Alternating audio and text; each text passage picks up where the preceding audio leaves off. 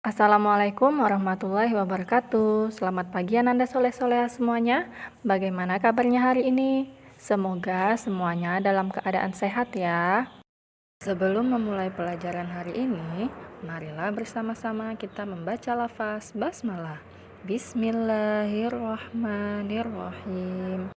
Baiklah Ananda soleh-soleha, hari ini kita akan belajar tentang bahasa Indonesia, tentang pertumbuhan dan perkembangan pada tumbuhan. Seperti manusia dan hewan, tumbuhan memerlukan zat-zat penting bagi pertumbuhannya, yaitu makanan, air, dan cahaya matahari untuk membantu berfotosintesis.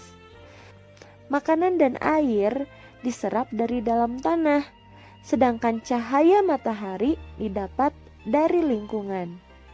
Tumbuhan juga memiliki daur hidup dan cara yang berbeda dalam perkembangbiakan.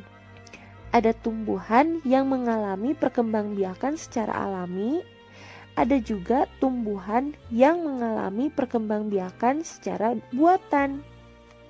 Perkembangbiakan tumbuhan secara alami artinya perkembangbiakan yang terjadi tanpa bantuan manusia.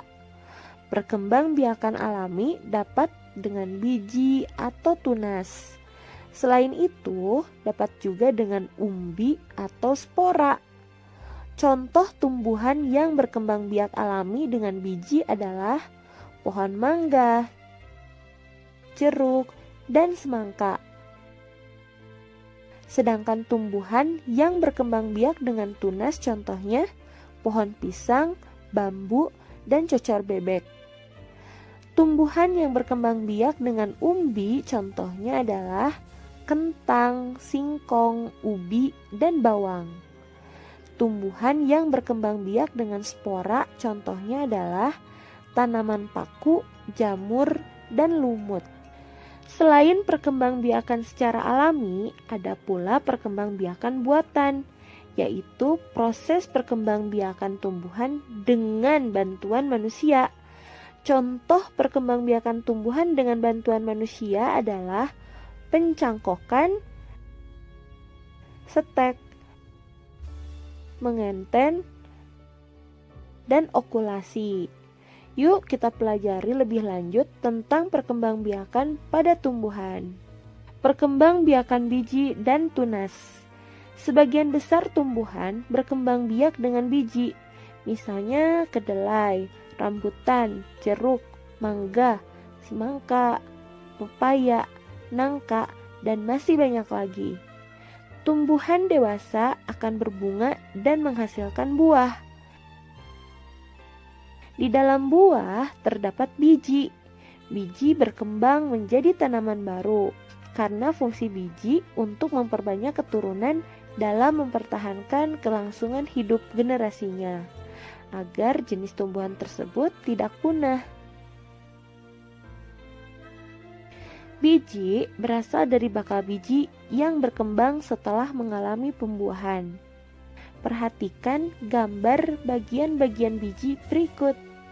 Ada 3 bagian-bagian biji, yaitu selimut biji yang berfungsi untuk melindungi biji, ada embrio atau calon tumbuhan baru, ada juga kotiledon, yaitu sumber makanan untuk calon tumbuhan baru.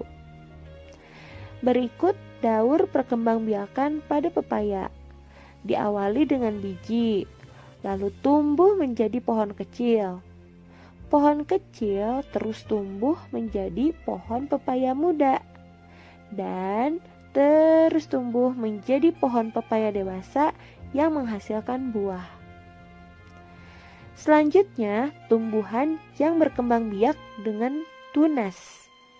Tunas adalah anakan yang tumbuh di dekat tumbuhan induknya. Yang ini nih yang dinamakan tunas pada tumbuhan pisang. Tunas pisang tumbuh dari batang yang ada di dalam tanah. Tapi ada juga loh tunas yang tumbuh di daun induk. Contohnya tanaman cocor bebek.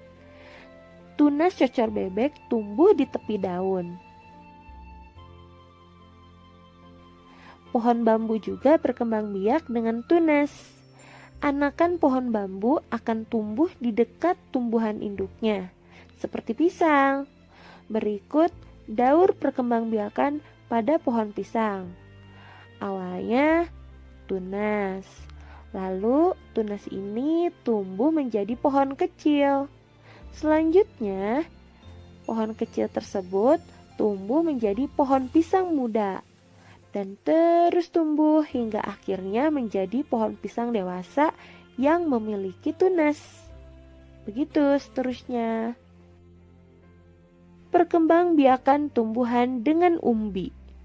Selain berkembang biak dengan biji dan tunas, salah satu perkembangbiakan tumbuhan yang alami juga dapat dilakukan dengan umbi.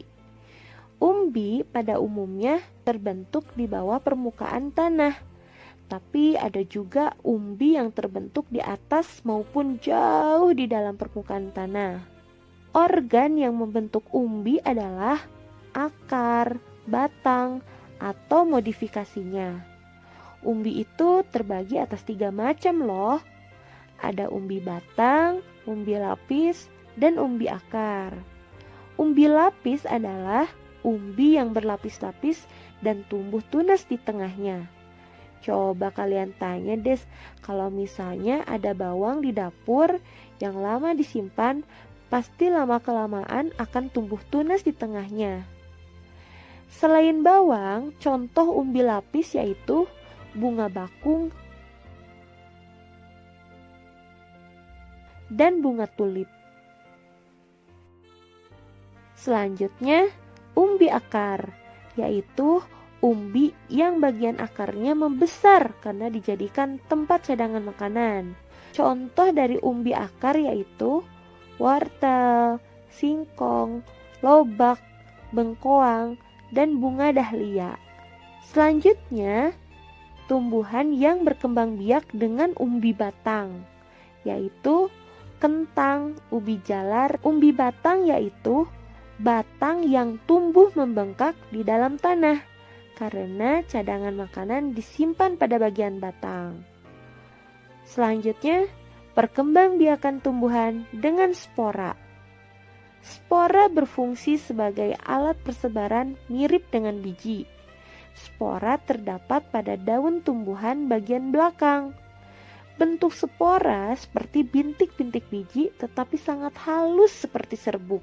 Jadi dapat diterbangkan angin dengan mudah. Yang kemudian serbuk tersebut akan jatuh dan tumbuh menjadi tumbuhan yang baru. Spora disimpan di dalam kotak spora yang disebut sporangium. Contoh tumbuhan yang berkembang biak dengan spora antara lain tanaman paku, jamur, ganggang, dan suplir. Itulah perkembangbiakan tumbuhan secara alami atau yang berkembang biak tanpa bantuan manusia. Tapi ada juga loh tumbuhan yang berkembang biak dengan cara buatan atau perkembangbiakan tumbuhan dengan bantuan manusia. Contohnya dengan mencangkok, setek, menempel, dan okulasi. Tujuan dari perkembangbiakan tumbuhan dengan bantuan manusia ini yaitu untuk memperbanyak tanaman yang memiliki sifat yang sama dengan induk tanamannya, dan tanaman tersebut akan cepat berbuah. Tapi tahu tidak, mencangkok itu ada keuntungan dan kerugiannya. Keuntungannya yaitu yang disebutkan tadi, kualitas sama baik atau bahkan lebih baik dari tanaman induknya, serta lebih mudah tumbuh dan lebih cepat berbuah. Kerugiannya yaitu akar dan batang tanaman hasil cangkokan biasanya lebih rapuh, jadi mudah patah ataupun rubuh. Tidak semua tanaman dapat dicangkok loh, hanya tumbuhan biji terbuka seperti mangga, jambu, rambutan, alpukat, dan lain-lain yang dapat dicangkok. Baiklah Nanda, cukup sekian materi yang dapat Ustazah sampaikan. Sebelum kita tutup pembelajaran hari ini, marilah bersama-sama kita membaca lafaz hamdalah. Alhamdulillahirabbil alamin, dan ditutup dengan doa kafaratul majelis.